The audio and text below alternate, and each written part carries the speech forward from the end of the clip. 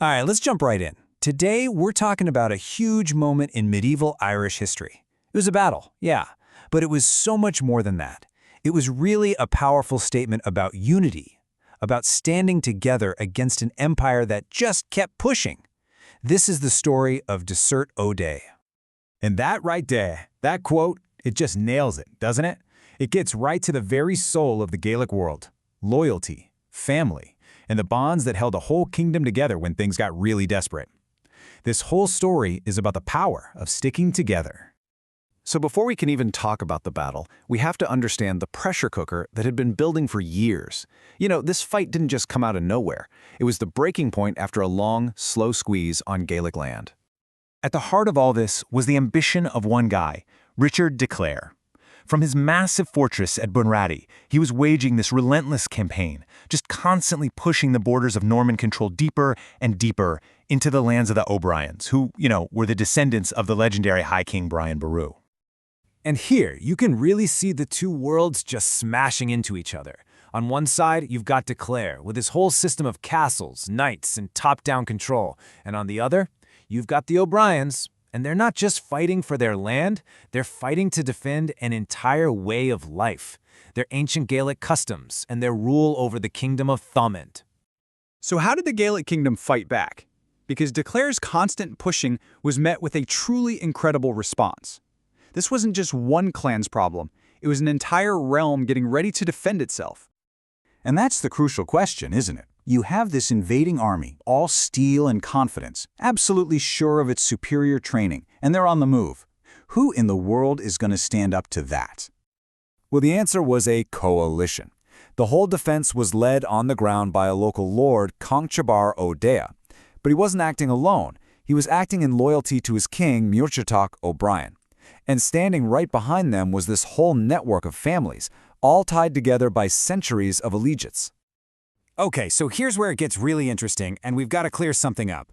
To really get this alliance, we have to talk about a common point of confusion. See, when most people hear the name O'Neill, they immediately think of the famous High Kings of Ulster.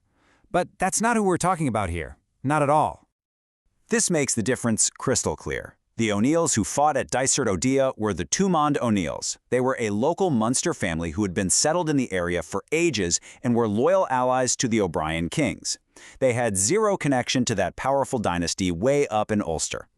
And that right there is the key. The army that met de Clare wasn't some huge force riding down from the north.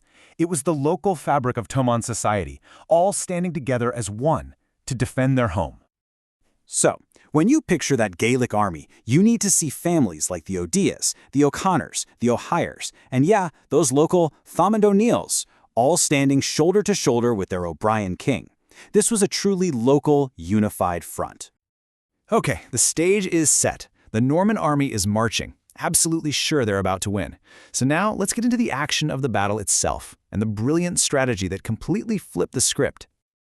You have to understand, de Clare was unbelievably confident. He had armored knights, he had cavalry, a professional army.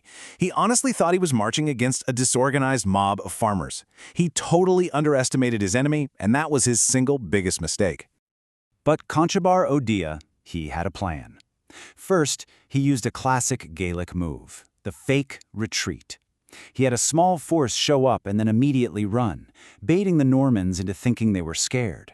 It was a trap for their arrogance, and it worked perfectly. The Norman knights, seeing what they thought was a bunch of cowards running away, broke their disciplined lines and just charged, hungry for glory. That was the second part of the trap. Suddenly, their heavy armor, which is so great in a normal battle, made them clumsy and slow on that rough ground. And that's when the trap snapped shut. From the woods, from the hillsides, the main Thomond army surged out, crashing into the disorganized knights with spears and axes. And in that first wild attack, Richard de Clare himself was cut down. And just like that, with that one single blow, the whole battle was turned on its head. The second their leader fell, the momentum, the psychology, everything, it all shifted in an instant. So what happens when a supposedly invincible army loses its leader? Well, let's look at the aftermath, because the consequences for the Normans were immediate, and they were catastrophic. Without de Clare to give them orders, the Norman army just fell apart. What had been a professional fighting force completely disintegrated into a panicked, leaderless mob. Their proud advance turned into a desperate rout.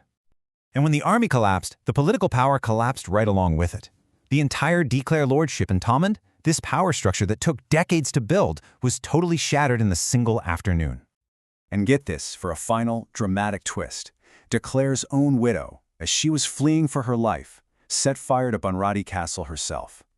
The ultimate symbol of Norman power in the region was destroyed, not by the Irish, but by its own fleeing lady. And the long-term result of all this? It was permanent.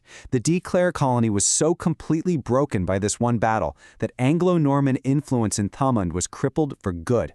It never got back what it lost that day. So, when you boil it all down, the legacy of this single battle is immense. First, it guaranteed that Thomond would stay a Gaelic kingdom for another 200 years. Second, it cemented the O'Briens as the top dogs. No question. And maybe most importantly, it was this stunning proof of what a united Gaelic force could do against an enemy that was supposed to be way stronger. I just love this final quote. It captures the whole thing perfectly. This wasn't just another military victory. It was a declaration, a message that Thomond was not broken, that its people stood as one, and that they would never, ever yield their home. And that's the thought I want to leave you with. Just think about it. How often does that really happen in history? How often does a single, local victory so completely slam the brakes on a major foreign power's expansion? It's incredibly rare, but that is exactly what happened on a spring day in 1318 at Dysert O'Dea.